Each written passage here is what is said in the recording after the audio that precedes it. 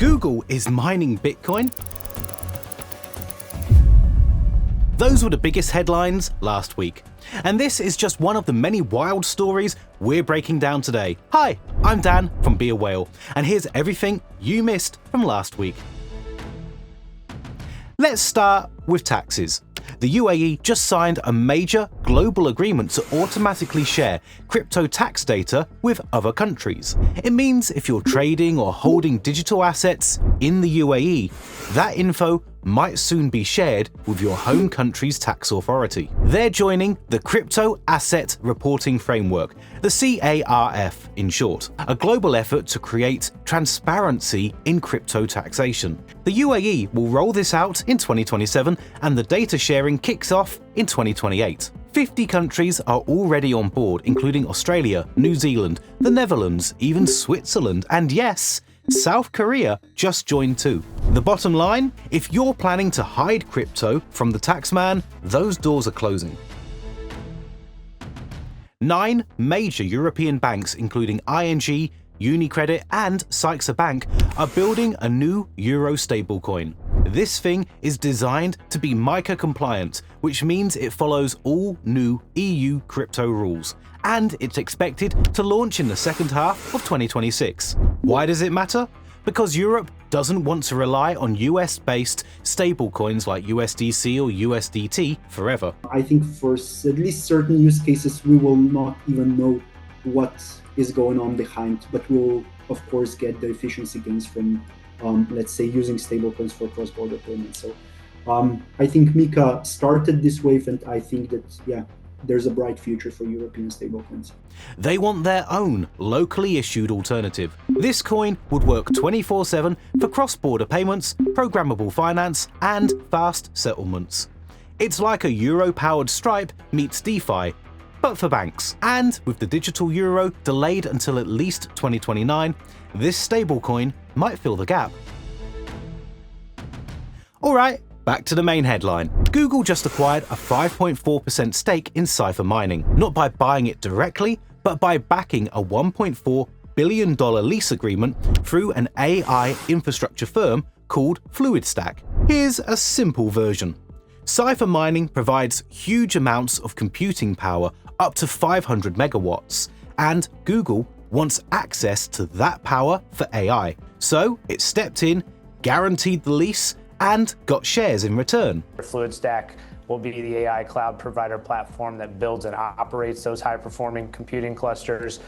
Cypher will deliver about 168 megawatts of that IT load and data computing capacity to the company. Google will help provide some of the support for the project financing in return for warrants equal to about 5.4% of Cypher's equity, or about 24 million shares. This isn't Google launching a mining operation, it's them securing compute for AI by partnering with companies who already know how to run industrial-scale data centers, which, in this case, happen to be Bitcoin miners. It's the second time they've done this. They previously took a 14% stake in another miner, TeraWulf. This is the crossover. AI needs power, Bitcoin mining has power, and now tech giants are bridging the two.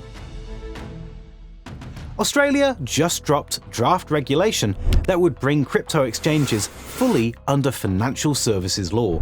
And it's a big move. Right now, exchanges in Australia only have to register for anti-money laundering compliance. But under this new law, they'd need a full financial services license, just like banks and investment firms. This includes new rules for wrapped tokens, staking services, custody platforms, and token infrastructure. The goal is to raise the bar, weed out bad actors, protect users, and give legit companies clear standards. One more thing, smaller platforms that handle under 10 million AUD per year or less than $3,300 per user would be exempt. Chainlink just joined the Canton network as a super validator. Now, that might sound like blockchain jargon, but here's what it means. Chainlink is bringing its Oracle services, real-time price data, proof of reserve, cross-chain protocols, to a massive institutional blockchain backed by banks like Goldman Sachs and BNP Paribas. And by becoming a super validator, they're now helping run the core infrastructure that synchronizes cross-chain transactions across the whole ecosystem. It's a major move for institutional blockchain adoption, and Chainlink's role in the future of capital markets just got a serious upgrade. The US Commodity Futures Trading Commission, CFTC in short, just said it's working to allow stablecoins like USDC and USDT to be used as collateral in derivative markets. That's a major step. It means traders could post stablecoins instead of cash or treasuries when trading regulated products. This isn't just a crypto thing. It connects the dots between traditional finance and blockchain. It brings stablecoins right into the heart of the real economy, and it's being backed by heavyweights. Coinbase, Circle, Ripple, and others are all in favor. They're calling stablecoins the killer app for modern collateral systems. If approved, this would open the door to 24/7, low-cost, high-efficiency financial markets, powered by digital dollars. Kazakhstan just launched its first national stablecoin called EVO, and it's pegged to the Kazakhstani tenge. Here's the cool part. It's built on Solana, issued by a local exchange called Interbix and Eurasia Bank, and backed by the National Bank of Kazakhstan. MasterCard's even involved, helping connect it to global payment networks. Kazakhstan is also exploring a state crypto reserve, so this could be a foundation for something much bigger. The era of government-issued stablecoins is starting to take shape, and this is one of the clearest examples. Samsung is partnering with a decentralized science project called Galleon to bring AI to ultrasound diagnostics, and they're doing it with blockchain. Here's how it works. Galleon connects hospitals, shares anonymous medical data, and trains AI models without centralizing patients' records. Samsung is feeding that data from its ultrasound devices, and everything is privacy first.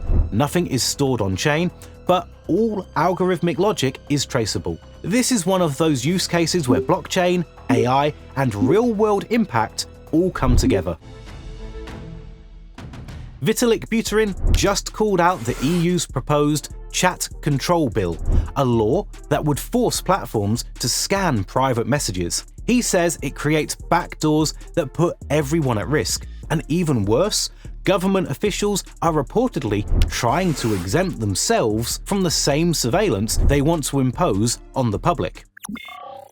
Toyota, Yamaha, and BYD dealerships in Bolivia are now accepting Tether. Yes, stablecoins for car purchases. With the country's dollar reserves collapsing, businesses are turning to crypto just to keep operating. Even airport shops are listing prices in USDT. Hashdex just added XRP Solana and Stellar to its US-listed crypto ETF after new SEC rules fast-tracked multi-asset listings. That means more exposure for altcoins in traditional markets and a sign the ETF flood may be picking up speed. Chintai and Splice just launched a new token product on Solana that gives regular users indirect access to tokenized securities like real estate and credit. It's fully permissionless and built for everyday wallets, not just institutions. This week was a turning point. We got governments setting real rules, tech giants making crypto moves, and traditional finance is starting to wrap its arms around blockchain rules. Crypto isn't on the sidelines anymore, it's becoming part of the system, whether that's through ETFs, AI infrastructure, or retail-ready tokenized assets. If you like this recap, hit subscribe, leave a comment, and I'll see you next week.